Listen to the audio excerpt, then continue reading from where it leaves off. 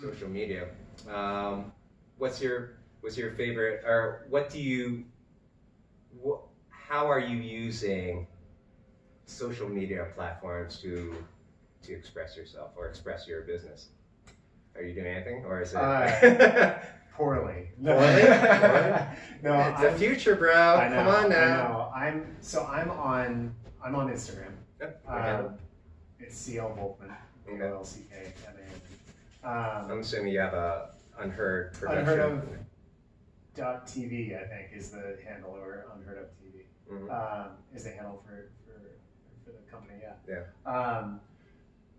A lot of filmmakers use Instagram really well. Mhm. You know what I mean? And a lot of directors of photography more so, actually. And Because it's so visual, right? I mean, you're posting stills from work. Yeah, Usually it's is easy, what people right? are doing. Yeah, we're having this done. And so it's pretty and people like it and it kind of, But I don't know, I haven't been able to figure out the game of it. You know what I mean? Like the hashtags and all that. And I'm sort of, I guess on one hand, like I'd like the awareness part, but on the other hand, it feels, I don't know, kind of, it becomes a little sort of like the cool kids club. You know what I mean? Like you get you got the Instagram stars. Vimeo is a big thing for film, right? They make their stat picks and all that. And there's definitely like the Vimeo cool kids. Right. You know what I mean? And they get all the views and they get the stat picks and everybody sees their things. And some of those, we represent Maddie Brown, who has the most stat picks of any Vimeo user ever. You know what I mean? Yeah. So some, go on to have really important careers. Right. But it definitely feels like this sort of like thing, right. This sort of like clubhouse that you gotta like break into somehow. And I'm just, I don't know. I'm just tired. No, it's true. No, it's true. It's true. It's like in CrossFit, there's like it's very top down. Yeah. And the kitchen world too, very top down. Totally. And it's like, do you think your company is ever going to utilize like a creative like on that in that sense? So you have your like social media management type thing. Probably. I think that one of the things like nearly all the work that we do now, and this is kind of a big thing for advertising, has a social component. Right. So it used to be that the commercials got the big budgets and that kind of happened, and then digital or social or print or whatever was like its own other thing. Now everything's integrated. Right. So any shoot that you have, you have these different components to it. Right. And so whenever we're shooting a commercial, we're also shooting stuff for social, for Instagram stories, for Facebook video, things like that. So that's a big thing. Right. You know what I mean? Right. That's true. You gotta use it. Anyway. I'm just curious because like I would imagine like because you do commercials and advertising, it's a very visual medium that it would be very easy to translate those things to a social media platform. Yeah. But it's like but as I'm thinking about it, they're totally different things. They are different things, and I sometimes share, like you saw I sometimes share it.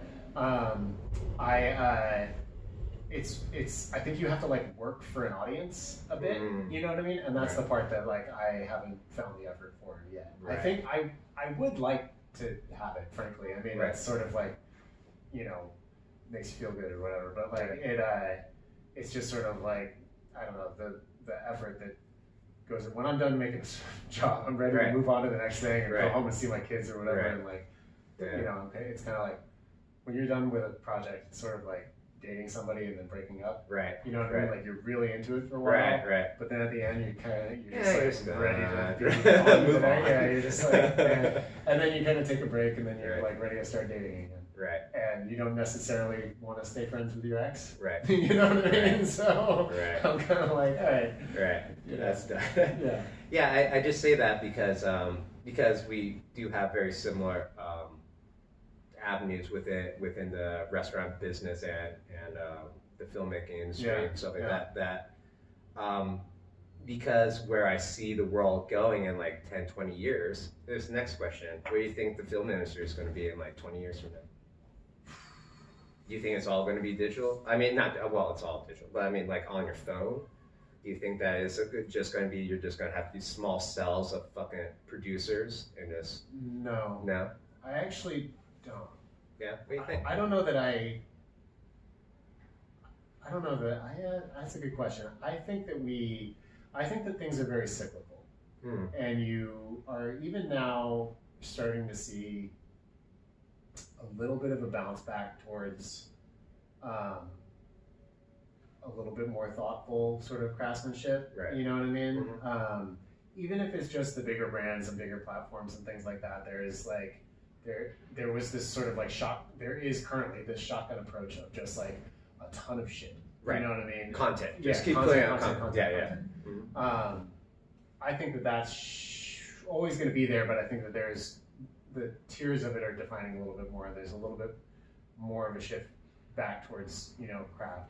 And then in film, I think everybody's worried about streaming services and Netflix putting a bunch of money into, you know, things like that. And, you know, the new Coen Brothers movie is on Netflix, like all these things. The Roma, which is supposedly great, is like going to have this very limited theater run and then go onto Netflix. I think that we will see studios get back into filmmaking and not just tentpole movie making. You know what I mean? I think that streaming services will find their place a little bit more. I think that it's a much better environment for, you know, series driven stuff. You know, things that aren't like confined to a film formula. Exactly. I don't know exactly what the sort of next evolution of it is, or where that evolution will be in 20 years. It'll probably be something that we haven't even thought of. But I think that whenever anything new comes into play, there's a huge pushback towards using actual film right now versus like, you know, digital. You know, because the technology came, people experienced it, people got really good at it. You know, the technology kind of got up to snuff.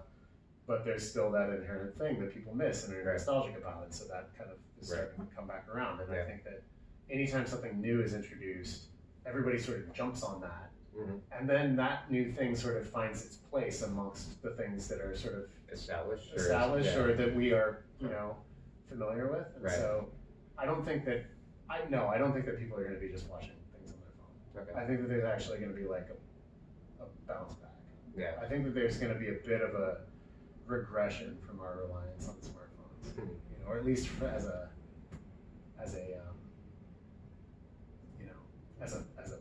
people, viewing society. thing. As how we consume media. I don't know. I mean, like for me, because I think the way technology is now and the upcoming recession and the oversaturation, that's another subject, the oversaturation of restaurants and how ineffective it is to own a restaurant now.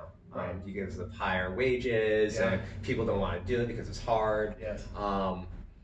You know, property is super expensive, so it's not practical. So it's where I see the restaurant industry in like 20 years. It's all going to be either like the fine dining, right? Because rich people still like to go out and eat, and then it's just going to be fast casual. And that's it. You know, and that's kind of a push towards that already. Oh yeah, fuck man, I drove from South Washington to Seattle, and at one of our little stops where we're going to like a AM PM or whatever, and it had a McDonald's attached to it, whatever.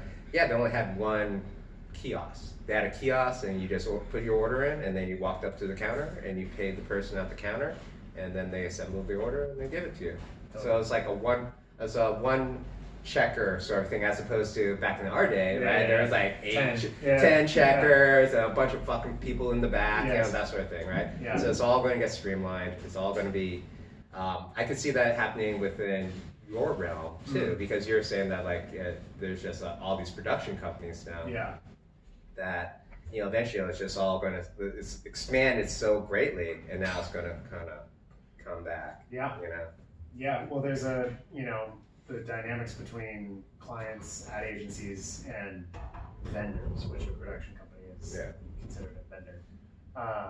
That's changed a lot, where brands are internalizing their agencies. Right. And then agencies are internalizing their production capabilities, so the vendor capabilities. Right. And then vendors are increasing their strategic and creative development capabilities so that brands can circumvent agencies and go directly to the vendors. Yeah. So it's like there's something about the dynamics of those three sort of roles where they counterbalance each other really well. And I think that the more you internalize things, the more sort of closed off you are and because it's sort of like vacuum vision kind of thing, you know, that I think is bad. But I think that more you will see brands internalizing a lot of what ad agencies have historically done, and you will see production companies increase their strategic and creative development capabilities, and that will become more of the norm. And a lot of agencies, you know, that are big and have a lot of money, and you know, big holding companies are shifting towards that. And so whether it's the little guy that becomes a production company and works direct with the big brand, or like these behemoth agencies that shift what their focus is, I think that you're going to have more of a direct relationship between the brand and the director. That's or interesting. The brand and the creative who's actually making it, not just thinking about it, who's actually making it. Do you like that? Do you think that's cool? I do. I think that it's good. I think in certain circumstances, I think that I think that it can go badly if you don't have the right people. But that's anything, I suppose. I do whenever I still get to work in a traditional sort of, you know, brand agency vendor kind of role. I still think that the best work happens there. Because there is sort of this like checks and balances thing. But I've done a lot of great work direct to brand. So I don't know that I should say that so kind of flippantly. I think that you need a brand who has a really clear idea of what they need and trusts you, and then you need to have a good relationship with them and hear them. And you know, if you do that, then you can cut out a lot of bullshit. You know, that in 20 years, I have no idea what that's going to look like, but it's going to be something like it's going to be very different than it is now. Are you prepared? I mean, I figure, you know, you'll be retired by then. I'll be long dead before that shit, bro. Exactly. Yeah, I don't know that I'm prepared. I think that you just. I don't think you can. I just think you keep doing the thing. That, you know what I mean? All that shit. Like that thing that you can point to, like we're talking about, and then you know, how the jobs come about might change, but what I do is still what I do. Awesome, dude. Sweet. All right. Well, I guess that's it. Thank you for listening to Blood and Guts Podcast. Thank you, Chris, for jumping on. That's been an enlightening and fun conversation. Thank you very much for having me. All right. Bye. All right. Sweet. Ugh. How long was that? I don't know. That was rad, dude. Oh, good. That was good. Yeah. That's exactly what I wanted, man. Yeah, I just fucking talk shit. Or not talk shit, but I mean, you know, talk about the industry isn't fucking. Yeah. Well, there's a lot of overlap. Yeah. You know what I mean? And I think that like